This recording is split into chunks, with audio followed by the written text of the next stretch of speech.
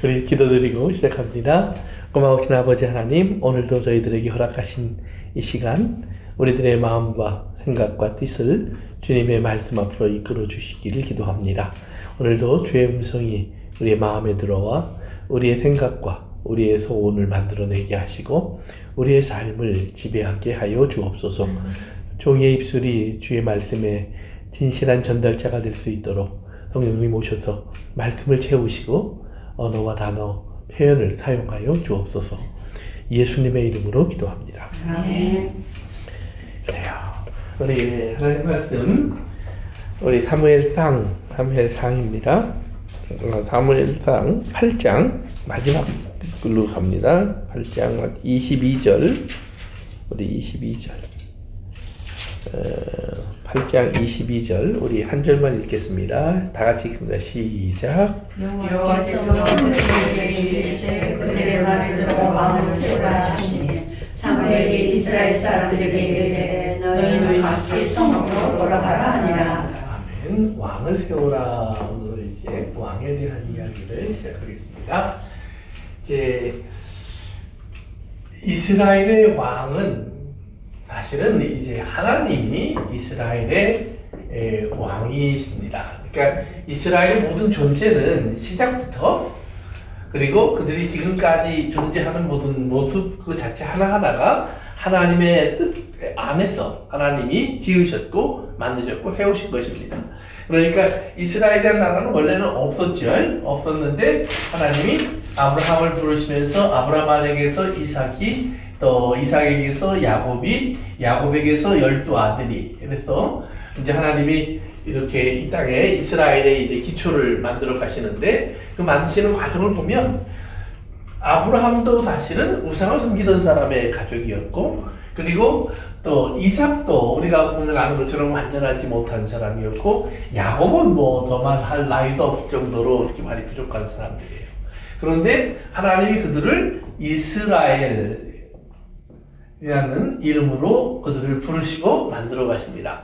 그러면 여기서 이제 이스라엘이라는 말의 뜻은 이제 하나님과 사람과 겨루어 이겼다라고 우리가 이제 주로 해석을 합니다. 그러니까 이긴 자라는 말이에요. 이긴 자. 그런데 이스라엘이 어떻게 하나님과 겨루어서 이겼느냐? 우리가 이제 야곱의 이야기를 알죠.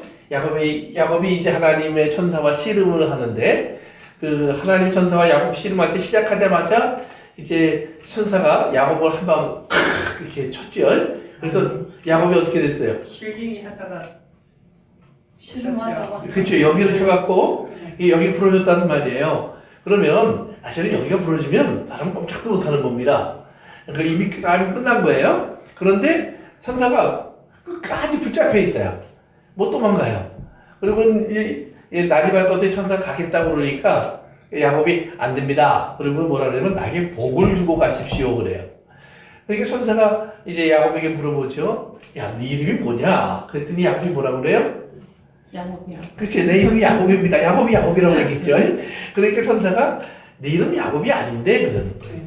너는 이스라엘이야. 그러면 야곱의 이름이 그때 바뀐 거예요? 원래 야곱은 이스라엘이었을까요? 어떻게 보면 바꿔주신 것 같고 그때 네. 또 어떻게 보면 부르는 이름이 야곱이었어요. 야곱이었으니까 자기는 평생을 야곱으로 사는 거예요. 야곱인 줄 알고. 그러나 사실은 하나님이 엄마의 태 속에서부터 야곱을 뭐라고 불렀어요? 너는 큰 자와 작은 자, 강한 자와 약한 자가 있다 그랬어요. 큰 자, 강한 자는 에서를 가리키는 겁니다. 약한 자는 말이에요. 작은 자, 약한 자, 그것이 야곱이에요. 그러면 야곱을 하나님은 이미 작고 보잘것없다라고 얘기하셨어요. 그런데 큰 자가 작은 자를 섬길 것이라. 그러면 누가 이기는 거예요? 야곱. 작은 자가 이기는 거예요. 그렇죠. 야곱은 이미 이긴 자예요. 엄마의 태속에서 나올 때부터. 그런데 야곱이 태어나서 보세요. 태어날 때 이제 형의 발목을 잡고 나와서 이제 야곱이라는 이름을 갖게 된 이 배경이 되는데 그 야곱이라는 이름 자체가 하나님은 그렇게 나쁜 이름이라고 말씀하시지 않았어요. 창세기 처음을 보면. 그래서 창세기에 처음 야곱의 이야기 나올 때 야곱이 태어난 다음에 바로 그 다음에 나오는 이야기가 뭐냐면 야곱과 에서가 팥죽 한 그릇에 장작꽃 팔아먹는 이야기예요. 그런데 그때 에서는 드레 사람, 사냥꾼, 활을 잘 쓰는 사람 이렇게 나와요.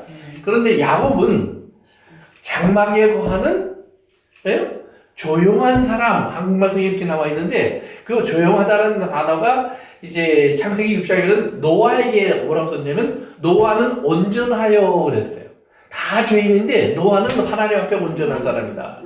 또 욥기에서도 욥기 1장에서 이 땅에서 한 사람들 속에서 욥을 하나님 뭐라고 하면 욥은 다 온전한 자요 이렇게 불렀어요. 그러니까 야곱도 아무 소리하고 가만히 있는 내성적인 사람이라는 의미보다는 온전한 사람이라고 하나님은 그를 불러주신 거예요. 그러니까 야곱이라는 이름 자체가 하나님이 부를 때 너 무조건 나쁜 뜻이야 이런 의미보다는 너는 온전한 사람이야. 그러니까 그렇게 부르기 위해서 하나님이 그를 택한 사람이라는 말이에요. 그런데 야곱의 이름이 나쁘다고 처음 말한 사람이 누구예요? 성경에 보면 야곱을 처음으로 욕한 사람이 등장하는데 그게 누구냐 하면 에서예요. 에서. 야곱의 형 에서가 아버지가 축복한다고 가서 동물 잡으러 오니까 사슴 잡으러 가서 그냥 해갖고 돌아왔더니 야곱이 다 가져갔단 말이에요 벌써. 그랬더니 에서가 뭐라 하냐면 그놈의 이름이 야곱인 이유가 있습니다 아버지. 나쁜 놈 아닙니까? 나를 벌써 두 번째 속입니다. 처음으로 야곱을 나쁜 놈이라고 말한 사람은 에서예요. 하나님도 그렇게 말하신 적이 없고 또 이삭은 에서를 더 좋아했지만 더 사랑했지만 야곱을 미워한 건 아니에요. 그리고 또 야곱은 엄마의 사랑을 받았다 그랬어요. 그러니까 아버지 볼 때는 남자답지 못한 뭐 어떤 면이 있을지 모르지만 엄마 눈에는 야곱이 그렇게 귀하고 아름다웠다는 말이에요. 그러니까 여러분들도 자식이 여러 명 있는 사람들은 보면 요 자식도 이쁠 때가 있죠. 예, 그래요. 다 그래요. 우리 집에도 보면 아주 심해요. 그래서 더 이쁜 아들이 있어요, 분명히. 그런데 이제 문제는 이뻐한다고 해서 이쁜 받는 아이가 나를 사랑하는 거라고 아는 건 아니에요, 항상. 어쨌든 간에. 그래서 이 야곱이 나쁜 이름이 됐다는 말이에요. 그런데 나중에 다시 하나님이 야곱을 이스라엘로 부르면서 너는 원래 이긴사야. 처음부터. 그러니까 원래 이름이에요. 그게 자기가 원래 알아야 될 자기의 모습인데 이걸 모르고 형이 하는 말, 형의 시각 속에서 보여줬던 자기의 모습을 자기인 줄 알고 평생 형의 거 뺏으려고 살다가 보니까 도망다니는 거예요. 그러니까 야곱은 돈도 많이 벌고 성공도 하고 자식도 많고 부인도 넷이니까 대단한 거 아니에요? 그러니까 이런 생활을 가지면서도 계속 도망다니는 거예요. 모든 걸 가졌으면서도. 그러니까 불쌍하게 살아요. 자기 평생에 갖고 싶은 걸 항상 못 가져요. 그런데 나중에 하나님이 베델로 돌아왔을 때 알려주는 게 뭐냐면 너 이스라엘이라니까. 그리고 나서 보니까 또 뺏겨요. 자식까지 뺏기고 났는데 나중에 보니까 뭐예요? 하나님이 자기를 구원할 자로 세워놓으셨다는 말이에요. 그래서 그때서야 야곱이 이제 창세기 끝장에 가서 보시면 야곱이 그래요. 이스라엘이 말하는 것을 들어라 그래요. 자기를. 그 전까지는 야곱이 자기를 이스라엘이라고 잘 못 불러요. 나는 야곱입니다. 고생 많이 했습니다. 힘들게 살았습니다. 어렵게 살았습니다. 이 얘기만 해요. 그러다가 죽는 143세, 7세 그때가 돼서 처음으로 야곱의 말을 들어라. 이렇게 하면서 축복의 말을 해요. 그러니까 하나님은 이스라엘을 세워놨는데 이스라엘은 뭐예요? 자꾸 야곱으로 돌아간다는 말이에요. 그래서 이제 하나님이 야곱으로 돌아가면 야곱은 어떤 사람이냐면 하나님이 자기를 안 사랑하는 것 같아. 하나님이 자기를 안 도와주는 것 같아. 이런 식의 생각이에요. 그래서 이제 이스라엘이 가나안 땅에 들어와서 살다 보니까 자꾸 주변의 사람들보다 자기들이 못해요. 그러니까 그들이 이제 왕을 달라고 얘기했잖아요. 지난주에 얘기한 것처럼. 그러니까 하나님이 그들에게 왕을 세운다는 것이 어떤 의미인지를 알려줘요. 그러니까 그들이 뭐라고 얘기했냐면 우리를 위해서 앞서 나가서 싸울 사람을 주십시오. 그러니까 자기를 도와줄 사람, 자기를 지켜줄 사람 달라고 그래요. 근데 하나님이 사무엘을 통해서 그들에게 알려주는 건 뭐냐면 왕을 세우면 왕이 니네 자식들은 종으로 삼을 거고 니네 아름다운 딸들은 또 자기의 부인으로 삼을 거고 또 하녀로 삼을 거고 니네들이 농사지면 왕이 10분의 1을 가져갈 거고 니네들이 돈 벌어오면 왕이 세금으로 얻어갈 거고 또 니네 아들들은 군대로 내보낼 거고 그러니까 왕이 너희들을 잘 돌봐주고 사랑해주고 막 품어주는 게 아니라 왕이 너희들을 괴롭힐 거야. 힘들게 할 거야. 어렵게 할 거야. 그런데 이 사람들이 뭐라 그러면 그래도 왕을 주십시오. 어떻게 그렇게 저 같으면 싫다고 했을 것 같아요. 그러니까 우리 집사님은 여기 계시는 거야. 왜냐면 그게 우리 자식이 전에는 그러니까 여기 계시는 거니까요. 얼마나 다행인지 몰라. 다 내놓으라는 그래서 그러니까 하나님이 이제 왜 그걸 또 잊어버렸네. 어쨌든 간에 다시 그로 돌아갑시다. 그래서 이제 하나님이 그런 왕이 될 것이다라고 얘기를 하니까 이스라엘이 그래도 주십시오 하니까 이제 오늘 8장으로 갑시다. 아까 읽었죠? 다시 한번 읽어봅니다. 22절 다 같이 읽습니다. 시작. 여호와께서 사무엘에게 이르시되 그들의 말을 들어 왕을 세우라 하시니 사무엘이 이스라엘 사람들에게 이르되 너희는 각기 성읍으로 돌아가라 하니라. 아멘. 그래서 이제 그 다음에 보면 왕을 세우기 위해서 이제 9장 이제 10장인가요? 10장으로 갑시다. 10장.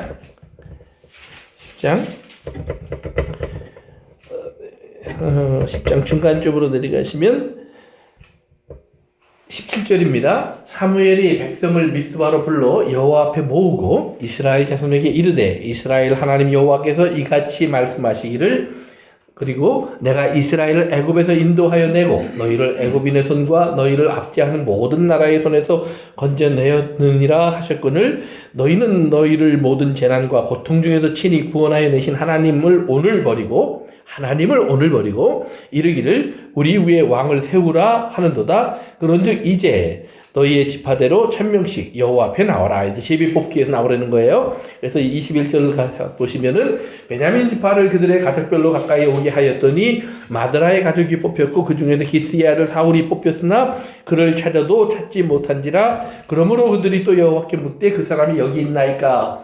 여호와께서 대답하시되 그가 짐 보따리들 사이에 숨었느니라 하셨더라. 그래서 이제 사울을 찾아옵니다. 숨어있는 사울. 24절 같이 읽습니다. 시작. 사무엘이 모든 백성에게 이르시되 너희는 여호와께서 택하신 자를 보느냐 모든 백성 중에 착한 자는 없느니라. 모든 백성이 왕의 만세를 외쳐 부르니라. 다시 한 절 더. 사무엘이 나라의 제도를 백성에게 말하고 책에 기록하여 여호와 앞에 두고 모든 백성을 각기 집으로 보내매. 그래서 이제 사무엘이 사울을 모든 사람들 앞에서 이제 하나님이 사울을 택하셨다는 것을 보여줘요. 사실은 이제 그 9장, 10장의 내용들을 보면 그 전에 이미 사무엘에게는 하나님이 사울을 왕으로 세울 거라고 알려주세요. 그래서 사울이 사무엘을 찾아오게 하고 하나님은 사울과 사무엘이 대화를 하게 하고 그리고 사울에게도 하나님은 사무엘을 통해서 내가 이스라엘의 지도자가 될 것이다 라고 알려주시는 과정을 겪어요. 그렇지만 그건 개인적으로 한 거고 사적으로 이제 공개적으로 이제 공식적으로 왕을 세우는 일을 이제 길갈이라고 하는 미스바라고 하는 곳으로 다시 한번 이스라엘 사람들 모아서 이제 하나님이 사무엘을 통해서 어떻게 하나님이 사울을 택하셨는지를 보여주는 거예요. 그래서 이제 제비 뽑기를 하는데 처음에 12지파가 있으니까 12지파를 놓고 12 중에 하나를 뽑는 거예요. 근데 누가 뽑혔어요?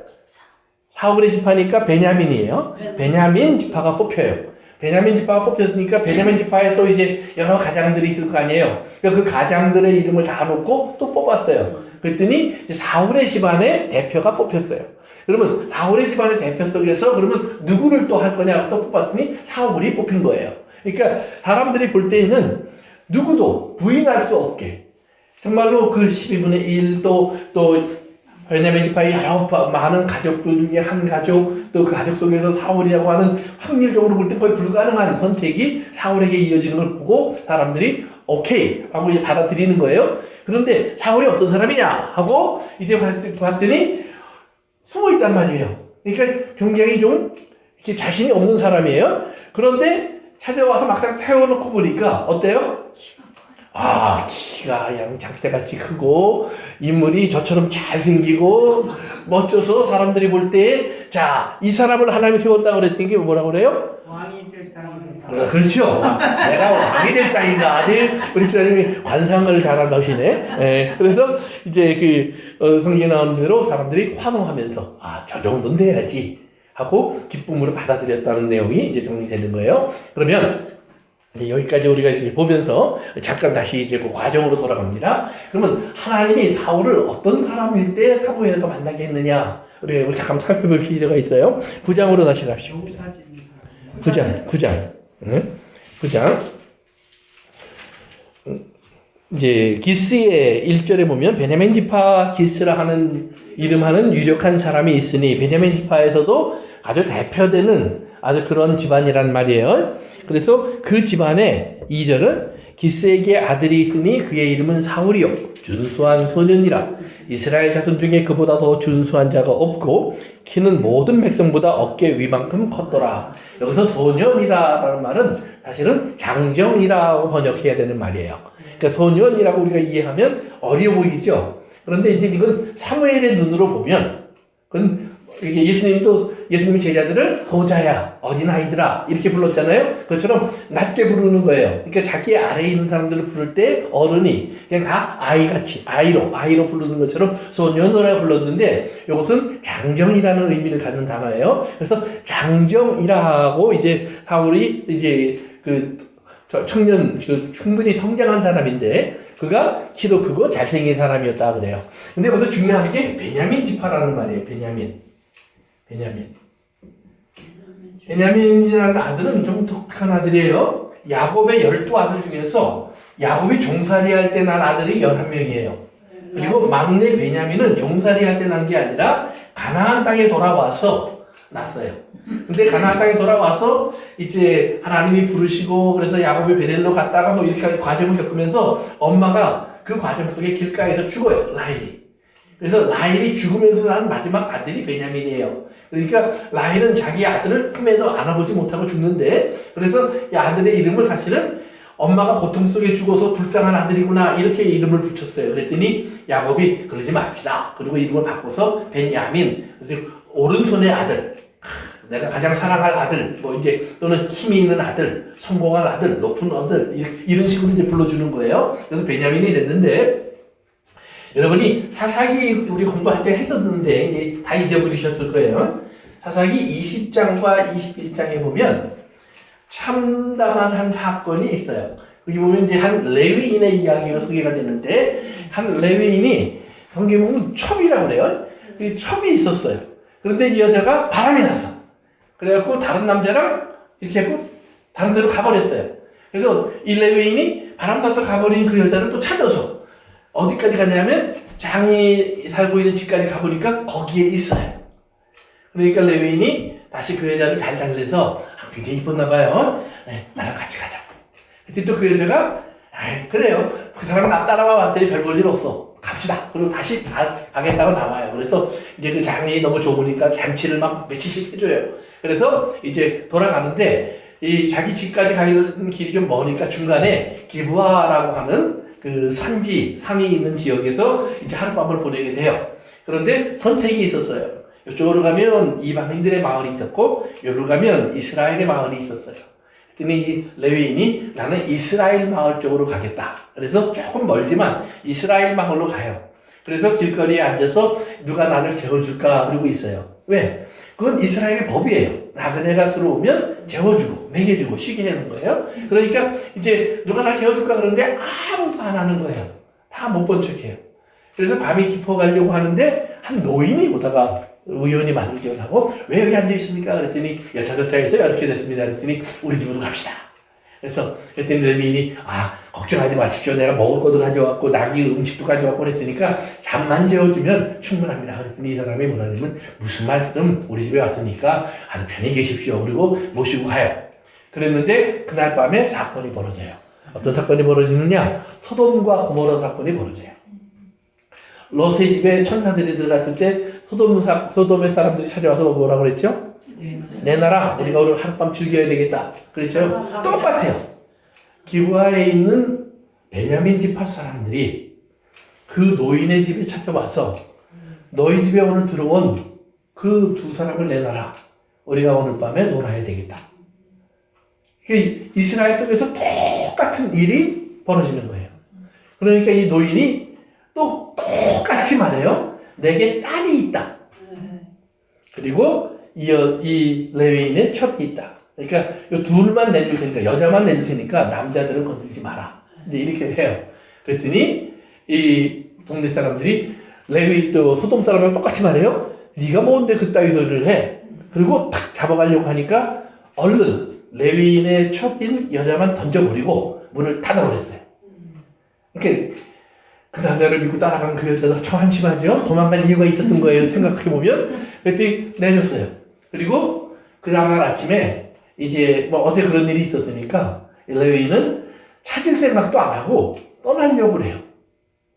그런데 문 앞에 보니까 그 여자가 문지방을 잡고 누워 있어요. 그래서 깨우는 거예요. 그랬더니 이미 죽어 있어요. 그러니까 그 여자를 자기 나귀에 싣고 집으로 돌아가서 여자를 12조각을 해요. 12조각을. 그래갖고 온 이스라엘에게 보내요. 그러니까 온 이스라엘 사람들이 이 사람의 신체가 막 중광중광이 나서 왔으니까 무슨 일이냐 그러고 군대를 동원해서 레위인에 있는 곳으로 다 모여요. 레위인이 나와서 여차저차해서 이런 일이 있었습니다. 그랬더니 이스라엘 사람들이 40만 명이 모여서 군대만 40만 명이 모여서 하나님 앞에 회개하고 누울면서 우리가 어떻게 하면 좋겠습니까? 그랬더니 하나님이 올라가서 이 문제를 해결하라. 그랬더니 이제 그들이 올라와서 이제 그 베냐민 사람들에게 얘기하는 거예요. 그 지파 사람들이니까 기브아 사람들이 이런 일을 했다. 그들을 너희들이 붙잡아서 우리에게 주면 그러면 우리가 하나님 앞에서 그들을 처벌하고 이 문제는 없는 걸로 하겠다. 그랬더니 베냐민 사람들이 죽어도 한 가족이라고 안 내놓는 거예요. 그러면서 한번 붙어보자. 그래서 베냐민 사람들 26,000명이 창을 들고 딱 이스라엘 앞에 서요. 자, 40만 대 26,000 누가 이길까요? 40만이 당연히 이기겠죠. 근데 첫 번째 전쟁에서 이스라엘이 2만 명이 죽어요. 두 번째 전쟁에서 16,000명인가가 죽어요. 그래서 세 번째 전쟁을 하는데 또 한 번 하나님 앞에 가서 하나님 올라가라고 해서 올라가면 번번이 왜 우리가 죽습니까? 근데 세 번째 하나님이 다시 한번 올라가라. 근데 이 세 번째 날에 이제 완전히 베냐민 지파를 하나님이 몰살시켜요. 그리고 그 26,000 플러스 기브온에 700용사가 있었는데 총 26,700명 중에서 600명만 살고 베냐민 사람들은 다 죽어요. 남녀노소가 다 죽어요. 그래서 한 지파가 없어지는 거예요. 그러니까 이스라엘이 한 지파가 없어지는 걸 놓고 하나님 앞에 기도하니까 하나님께서 이제 그들에게 다시 그 600명은 죽이지 말라고 하고 그들을 살 수 있게 이제 허락하세요. 그래서 이제 이 600명을 놓고 그럼 이 600명이 어떻게 그러면 이제 가문을 꾸려나가요. 그러니까 이스라엘 사람들이 그때 하나님 앞에 맹세하는 게 하나가 있어요. 이게 뭐냐면 베냐민 사람들하고는 우리는 다시는 결혼하지 않겠습니다. 다시는 하나 되지 않겠습니다. 그랬는데 600명이 결혼을 해야 또 가정이 이루어질 거 아니에요. 그러니까 그날 그 회의를 하고 그날 하나님 앞에 서는 날 가만히 보니까 한 마을 사람들이 안 왔어요. 그러니까 그 마을에 쳐들어가서 다 죽이고 남자를 모르는 여자들만 살려줘요. 그래서 그게 400명이에요. 600명이 있는데 400명이니까 몇 명이 모자라요? 200명이 모자라요. 그러니까 200명의 여자를 어디서 찾아올까? 그러니까 저쪽에 이제 실로라는 곳에서 축제가 있는데 그때 처녀들이 올라가서 춤을 추면서 제사를 드리고 내려오는 모습이 있으니까 그때 베냐민 사람들에게 얘기해요. 너희들이 200명은 가서 그 여자들을 취하해서 결혼을 해라. 우리가 못 본 척 할게. 그래갖고 이제 베냐민 사람들 600명이 다시 살아서 이제 마을을 꾸미고 그 베냐민 지파를 이어나가는 이야기예요. 그러면 사무엘 때가 그때랑 아주 오랜 시간이 흐른 시간이 아니에요. 얼마 되지 않은 시간이에요. 그러면 이스라엘 기억 속에 베냐민 지파에 대한 기억이 아주 생생히 있겠죠. 그렇죠? 그 이야기가 잘 내려오고 있었겠죠. 우리가 지금 보면 우리가 1910년부터 1945년까지 약 35년 동안 일본의 지배 밑에 있었어요. 그러니까 우리는 지금도 일본 그러면 왠지 기분이 안 좋아. 네? 수시는 맛있는데 네, 일본 그러면 기분이 안 좋아요. 그런 게 아직 있잖아요. 그러면 그때 이스라엘 똑같은 거예요. 베냐민 지파 그러면 이스라엘은 그런 지파예요. 그러니까 이스라엘 지파 속에서 베냐민 지파는 아무리 지금 힘이 있고 유력한 집안이 됐고 사울이 잘생겼어도 그렇게 호감 있는 집안은 아니에요. 가장 작고 보잘것 없어요. 그래서 우리가 좀 밑으로 내려가 보세요. 사무엘상 16절에 보면 하나님께서 사무엘에게 내일 이맘때에 내가 베냐민 사람 한 사람을 내게 보내겠다 그래요. 그러면서 그 사람이 누구냐? 이스라엘의 지도자가 될 사람인데 블레셋 사람들의 손에서 구원하여 내 백성을 구원할 사람들이다. 그렇게 해서 하나님이 내일 누구가 올 거라고 알려줘요. 그러면서 17절 같이 읽습니다. 시작. 사무엘이 사울을 볼 때 여호와께서 그에게 이르시되 보라 이는 내게 말한 사람이 네가 내 백성을 다스리리라 하시니라. 자, 내가 이 사람을 찍었다라고 하나님이 이제 알려주신 거예요. 그리고 나서 이제 밑으로 내려가서 20절로 갑니다. 몇 장이에요? 지금 9장, 사무엘상 9장. 사무엘상 9장 20절입니다. 20절. 거기 이제 그때 그러면 사울이 왜 이렇게 사무엘이 찾아왔느냐? 나귀를 잃어버렸어요. 그래서 나귀를 찾아서 헤매다가 사무엘한테까지 온 거거든요. 그런데 하나님은 그 사건을 통해서 사무엘에게는 저사람이 지도자야 이렇게 알려준 거예요. 그래서 이제 20절 사흘 전에 이른 내 암나귀들을 염려하지 말라 찾았느니라. 이제 사무엘이 사울에게 하는 얘기예요. 그러면서 네가 여기까지 온 것은 나귀 때문에 왔지만 하나님의 뜻은 다른 데 있다. 그래요. 그 다음 같이 읽습니다. 시작. 온 이스라엘이 사모하는 자가 누구냐? 너와 내 아버지의 온 집이 아니냐 하는지라. 그러니까 온 이스라엘이 사모하는 자, 즉 이스라엘이 사랑하는 것, 좋아하는 것을 다 가지고 있는 집안이 누구냐? 너희 집안 아니냐 이 말이에요. 그러니까 이스라엘 사람들이 다 부러워하면서 그러는데 뭐 때문에 부러워하느냐? 좋은 것이 다 그 집안에 있다 이 말이에요. 그래서 너희 집안은 이스라엘 속에서도 아주 빼어난 집안이고 모든 사람들이 야, 우리도 저런 집안이 되면 얼마나 좋을까? 그런 집안이 됐다는 말이에요. 그러면서 너희가 이제 온 이스라엘 속에서 큰 집, 모든 이스라엘을 품을 만한 그런 커다란 집이 된 것이 아니냐 그랬더니 21절 같이 읽습니다. 시작. 사울이 대답하여 이르시되 나는 이스라엘 지파의 가장 작은 지파 베냐민 사람이 아니니까 또 나의 가족은 베냐민 지파 모든 가족 중에 가장 미약하지 아니하니까 당신이 어찌하여 내게 이같이 말씀하시나이까 하니. 아멘. 그러니까 사울이 그 말을 듣더니 아니 그게 무슨 말입니까? 당신이 말한 대로 우리 집안은 크지도 않고 또 다른 사람들이 부러울 만큼 그런 성공도 없고 그런 뭐 이렇게 멋진 그런 것이 있는 집안이 아닙니다. 나도 사실은 거기에 속한 작은 자에 불과할 뿐입니다. 그러니까 우리가 이제 아까 그 사사기서의 이야기를 모르면 이야기를 들을 때, 아, 사울이 굉장히 겸손한 사람이구나. 그렇게 멋진 사람이. 이렇게 생각할 수 있지만, 배경을 알면 그렇게 말할 수밖에 없는 거예요. 그런데 자기를 이스라엘의 지도자로 세우신다고 하는 하나님 말씀을 듣게 되니까 사울이, 아, 이게 무슨 말이지? 그러는 거예요. 그래서 이제 사무엘과 같이 밥도 먹고 거기서 이제 대화도 많이 해요. 그리고 9장 마지막에 가면 사무엘이 이제 그래요. 9장 마지막 절로 갑니다. 맨 마지막. 이제 같이 사무엘이 이제 사울을 보내기 위해서 걸어 나오는 거예요. 그래서 성 끝에 이름에 사무엘이 사울에게 이르되 사환에게 우리를 앞서게 하라 하니라. 그러니까 사울을 따라서 온 사환들이 있었다는 말이에요. 그들을 먼저 보내라는 말이에요. 그래서 사울이 앞서감으로 또 이르되 너는 이제 잠깐 서 있으라. 내가 하나님 말씀을 내게 들려주리라 하더라. 그래서 사무엘이 내가 너에게 다른 사람이 있어서 하지 못한 하나님 말씀이 있어. 이 말을 내가 들려줄게. 10장 1절입니다. 10장 1절 그 다음 장으로 넘어가세요. 다 같이 읽습니다. 시작. 이에 사무엘이 기름병을 가져다가 사울의 머리를 덮고 입만 치면에 여호와께서 내게 기름부사 그의 기업에 지도자를 삼으시리라 하시니라. 아멘. 그래서 이제 처음으로 기름을 부어주면서 하나님이 너를 이스라엘의 지도자로 세우셨다. 그리고 그 밑에는 뭐냐면 이제 너에게 이런 표적이 따라올 거다. 네가 가다 보면 이제 그 세 사람을 만날 건데 그들은 이제 너에게 암나귀를 찾았다는 소식도 전해줄 거고 그 다음에 또 어떤 사람들은 내게 와서 이제 떡덩이를 줄 건데 그거 네가 받아라. 그리고 이제 네가 하나님 산에 올라가다 보면 이제 선지자들이 하나님의 영을 받아서 막 예언하면서 내려오는 선지자들을 만날 텐데 너도 그들 중에 함께 들어가서 하나님의 영에 감동돼서 너도 예언하는 사람이 될 거다. 이제 그런 그 사울이 경험할 몇 가지의 사건들을 알려줘요. 이 사건들을 통해서 사울이 하나님이 너를 택한 것을 네가 확실히 알아라. 이렇게 해서 이제 사무엘이 이제 사울에게 이 징조를 미리 알려주는 거예요. 그런데 이거 뒤에 쭉 읽어보면 그 예언대로 모든 일들이 다 진행이 되면서 사울은 알고, 아까 17절 읽었죠? 우리 이제 사무엘이 온 이스라엘을 미스바로 다시 불러 모아서 사울을 택하는 광경이 그렇게 진행이 된 거예요. 그래서 이제 우리가 사울이 자기를 작다고 말한 것, 작다.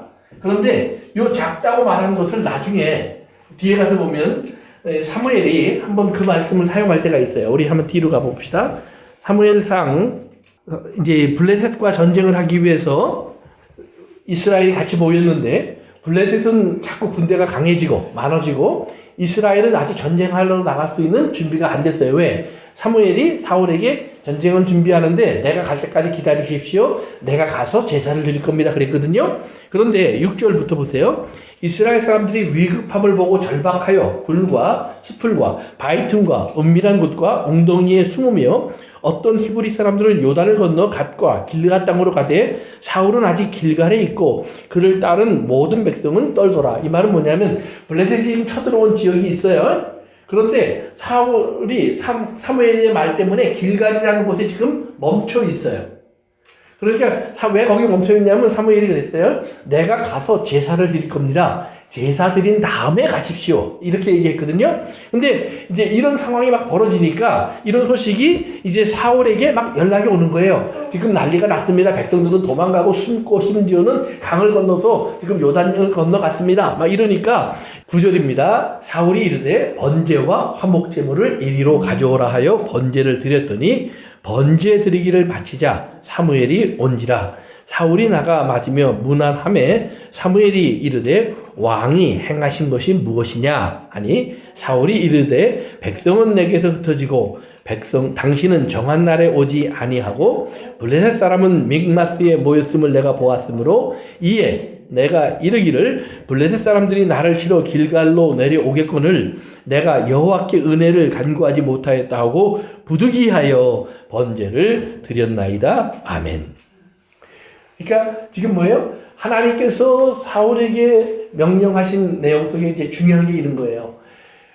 상황이나 형편이나 사람들이 일어나는 여러 가지 사건들 때문에 네가 마음이 급할 수도 있고 또 이제 이스라엘 사람들이 왕을 구하는 것처럼 당장 어떤 하나님의 어떤 능력이 나타나서 나를 좀 도와주기를 원하는 그런 마음이 있을 수도 있겠지만 너는 절대로 하나님 말씀 듣는 일을 게으리 하지 마라. 이게 아주 하나님이 왕을 세우시면서 그렇게 주신 명령이자 부탁이에요.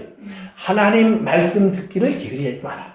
그런데 하나님 말씀은 지금 누구를 통해서 들려지고 있어요? 사무엘. 그러면 사무엘이 한 말을 기억해야죠. 자기가 듣고 알았던 대로 자기가 왕이 되었으면 지금 전쟁에 나가고 안 나가는 모든 일조차도 하나님의 말씀대로 움직여야 하는 거예요. 그런데 막상 왕이 되어서 지금 자기가 뭘 하려고 하다 보니까 형편이나 상황이나 환경이나 사람들의 요구가 하나님의 음성과는 다르다는 말이에요. 그럴 때 이제 사울이 어떤 일을 하냐면 제사를 드리면서 포장을 해요. 자, 내가 하나님께 제사 드렸습니다. 그리고 하나님 만족하시죠? 저는 재벌일 보러 가겠습니다. 이거예요. 그러니까 우리 신앙생활이 이게 굉장히 중요한 게 이거예요. 그러니까 우리가 아무리 세상적인 형편과 환경이 나에게 다른 것을 요구한다고 할지라도 우리가 하나님 앞에서 지켜야 될 하나님의 말씀을 지키는 일에 있어서는 우리가 물러나면 안 된다는 말이에요. 그 일이 우리에게 어떤 결과를 가져오냐? 예수님이 십자가로 가는 것도 사람들은 피할 길이 다 있었어요. 얼마든지. 그러나 예수님 뭐라고 그래요? 여기로 가서 그 일을 만나는 것이 하나님의 뜻이야. 그 바보예요. 그런데 그 바보의 길을 택하는 것이 뭐예요? 하나님의 일이 이루어지는 거예요. 그러면 하나님의 일이 이루어질 때 그러면 어떤 일이 일어나느냐? 예수님에게는 죽음이라는 사건이 벌어졌어요. 치욕적인 사건이 벌어졌어요. 그러니까 그런 일이 벌어짐에도 불구하고 이것이 하나님의 길이라면 우리가 거기에 있어야 한다는 거예요. 그런데 사람들은 자꾸 다른 걸로 하나님의 길을 포장해 나가는 거예요. 어떻게 포장해 나가느냐? 이스라엘 사람들은 멋진 사람이니까 와! 그런 거예요. 그리고 키가 크고 힘이 있고 그리고 전쟁에 나가서 또 한 번 승리했거든요. 11장에 보면. 그러니까 이미 전쟁에 나가서 승리도 한 번 하고 이런 사울이니까 사람들이 사울 주변으로 확 몰려들었는데 전쟁에 막상 또 한 번 큰 전쟁이 일어나려고 하니까 움직이질 않는단 말이에요. 그러니까 사람들이 지금 웅성웅성대고 군대도 막 흩어지려고 하고 이스라엘은 이미 민심이 막 흩어지기 시작하니까 사울이 안 되겠다. 내가 나서서 뭐 좀 해봐야 되겠다. 그러니까 하지 말라고 하는 일을 하는 거예요. 그 일을 성경에 뭐라고 그러냐면 망령된 일을 했다 그래요. 망령된 일을. 망령된 일이라는 말은 뭐냐면 아무 의미가 없는 헛된 일을 한 거예요. 헛되니 모든 것이 헛되도다. 바로 그 말이에요. 그러니까 헛된 일, 아무 뜻도 없는, 의미도 없는, 하나님과는 아무 상관도 없는 일에 우리가 열심히 노력할 수 있다는 말이에요. 그러니까 누가 봐도 그거는 하나님께 제사를 잘 드리는 모습이었어요. 그렇지만 내용으로 들어와 보면 그건 자기의 일이 아니었어요. 그 말은 뭐냐면 사울에게 하나님이 가르치려고 하는 것이 하나가 있는 거예요. 이스라엘에게 하나님이 분명히 가르치려고 하는 것이 하나가 있는 거예요. 그것이 뭐냐면 그들의 열심이나 그들의 노력이 그들을 붙잡는 것이 아니에요. 그들을 사랑하시는 하나님이 그들을 향한 하나님의 뜻과 계획을 가지고 그들을 붙잡아 나가시는 거예요. 세워 만들어 이르고 그들을 온 땅에 복된 자로 세우시는 것은 하나님의 일이에요. 그건 내가 하겠다는 거예요. 그러면 하나님이 그 일을 할 때 가장 중요한 건 뭐예요? 이스라엘이 드리는 제사가 중요한 게 아니라 하나님이 준비하신 제사가 이루어져야 돼. 큰 차이가 있어요. 보세요. 이스라엘이 준비한 제사는 뭐예요? 양도 많이 가져오고 소도 많이 가져오고 뭐 제단도 멋있게 짓고 이러면 이스라엘이 준비한 제사가 이루어지는 거예요. 다른 나라 사람들이 볼 때에도 야 솔로몬이 한 1,000번제나 드렸어. 이거 대단해 보이잖아요. 그런데 하나님은 그걸 대단하다고 얘기한 게 아니에요. 하나님이 대단하다고 얘기한 것은 솔로몬이 계속해서 1,000마리째 바치면서 나는 하나님이 작고 어린아이 같은 사람인데 하나님 나를 불쌍히 여겨주지 않으시면 내가 어떻게 하겠습니까? 나를 좀 불쌍히 봐주세요 하니까 하나님이 그 솔로몬의 마음에 중심이 드러나게 하시고 그리고 그에게 뭐라고 그래요? 네가 너를 그렇게 약하게 보고 나를 의지할 수밖에 없는 사람이라고 고백하는 마치 어린아이가 된 내 모습을 내가 보았다. 내가 너에게 무엇을 해줄까? 그러니까 솔로몬이 하나님 돈도 주시고 복도 주시고 아니죠. 지혜를 주시고. 그러니까 또 이 사람들이 이걸 배워갖고요. 하나님 앞에 막 기도하다가 어느 날 음성을 들었어요. 하나님이 내가 내게 무엇 해줄까? 그랬더니 하나님 내가 솔로몬을 보지 않았습니까? 나도 지혜를 주시기 바랍니다. 그럼 하나님 아멘. 그러고 갔어요. 근데 지혜만 주고 황금이나 보석은 따라오진 않네? 그러면 어떻게 돼요? 하나님 놓고 가신 게 있는 것 같습니다. 안 주고 가신 게 있는 것 같습니까? 금도끼 은도끼 얘기하고 있는 거예요. 아니요. 우리가 하나님이 우리를 위해서 준비하신 제사가 있는 거예요. 그러니까 이스라엘이 제사를 드리는 것은 하나님이 지금 너희들의 열심을 내가 받고 싶어가 아니라 내가 너희를 위하여 준비한 제사가 무엇인 줄을 알아야 돼. 그 말이거든요. 그런데 그걸 착각한 거예요. 사울은 내가 제사라도 드리면 하나님이 그거라도 받으시겠구나. 하나님은 제사 받는 걸 좋아하시는구나. 아니요. 하나님 제사 받는 것을 싫어하신다고 성경에 얘기했어요. 그렇죠? 제발 저 연기 좀 안 올라오게 해라. 나도 시켄 타이어 너무. 하나님이 정말 너무 싫다고 그랬어요. 아주 보기도 싫다. 문을 닫아버려라. 성전에 못 들어오게. 이렇게 표현하실 정도로 제사가 싫다고 그랬어요. 왜? 이스라엘 사람들이 자꾸 자기들 식의 제사를 드리니까 하나님이 원하시는 제사는 오직 하나밖에 없어요. 그럼 뭐예요? 예수 그리스도가 십자가에 못 박히는 모습이에요. 그러니까 예수 그리스도가 십자가에 못 박히는 모습은 어디서 우리가 깨달아야 되느냐? 내가 죄인인 걸 알아야 깨닫는 거예요. 아멘. 내가 죄인인 걸 알아요. 이걸 모르면 내가 드리고 하나님이 받으시는 의인이 되는 거예요. 그래서 이 차이를 하나님이 이스라엘에 지금 가르치시는데 이스라엘 사울이 왕이 되기 전에는 작은 것을 알았어요. 존재할 수 없는 사람인 걸 알았어요. 그러나 제가 막상 왕이 되어서 사람들도 모이고 뭐 자기도 뭔가 할 수 있을 것 같고 이렇게 되니까 사람이 바뀌기 시작하는 거예요. 그래서 이 다음 사건이 그 다음 장에 벌어져요. 이게 뭐예요? 아멜렉을 하나님 치라고 했는데 사울이 나가서 아멜렉을 쳐서 이겨요. 그러면 이겼으면 하나님 말씀한 대로 다 죽이고 다 끝내야 돼요. 그런데 양도 가져오고 소도 가져오고 포로도 잡아오고 그러니까 사무엘이 와서 이게 뭔 소리입니까? 그랬더니 저거요 당신의 백성들이 하나님께 예배드리려고 준비한 것들입니다. 그러니까 사무엘이 그 다음에 무슨 말해요? 하나님이 뭘 기뻐하시겠습니까? 제사입니까? 재물입니까? 아니면 말을 듣는 것입니까? 말을 듣는 것입니까? 순종하는 것. 그러니까 그 일을 통해서 그 다음에 하나님 사울에게 하는 말을 우리 다음 주에 좀 찾아보겠지만 사무엘이 사울에게 마지막으로 하는 말이 그거예요. 당신이 스스로를 작게 여겼을 때에는 하나님이 이스라엘의 지도자, 큰 자로 세우지 않았습니까? 그런데 왕이 지금 뭔 짓 하고 있습니까? 그랬더니 사울이 잘못을 알았어요. 근데 그 다음에 뭐라고 하냐면 사무엘을 붙잡고 나와 함께 내 백성에게로 돌아갑시다. 사람들 앞에서 내가 하나님이 버렸다는 사실을 알게 하지 마십시오. 사람들 앞에서 나를 높여주십시오. 사람에게 돌아갑시다. 그게 슈브라는 단어예요. 그 회개라는 단어입니다. 그러니까 사울은 자기가 돌아가고 싶은 것이 누구예요? 하나님이 아니에요. 사람들 앞에서 자기가 멋진 사람으로 서 있는 그 자리로 돌아가고 싶은 거예요. 거기로 돌아가겠다고 해요. 그런데 나중에 우리가 다윗을 보겠지만 다윗은 어디로 돌아가요? 나를 주님 앞에서 멀리하지 마시고 주님께 돌아가요. 그게 큰 차이예요. 어디로 돌아가려고 하는가? 죄는 똑같이 졌어요. 그런데 한 사람은 백성들 앞으로 돌아가겠다고 그러고 한 사람은 하나님 앞으로 돌아가겠다고 해요. 하나님은 하나님 앞으로 돌아오겠다는 사람을 통해서 하나님의 위대한 일을 완성하죠. 오늘 여러분의 삶 속에서 내가 지금 크냐 작으냐 그건 하나님께 하는 문제가 아니에요.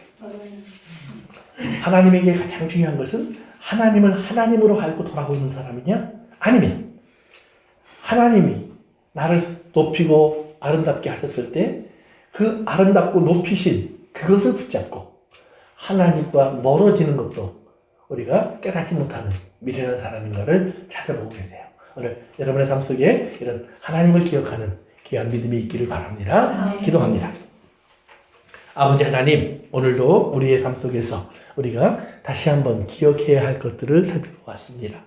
아버지 하나님, 사울이 자기가 작은 것을 알았을 때 하나님이 그를 들어 쓰셨지만 스스로 자기를 높은 자로 여겼을 때 저가 하나님 앞에 설 곳이 없었음을 보았습니다. 오늘 우리의 삶 속에서 우리가 다시 한번 주님 앞에 겸손히 십자가 앞에 서 있을 줄 아는 믿음을 갖게 하옵소서. 예수님의 이름으로 기도합니다. 아멘.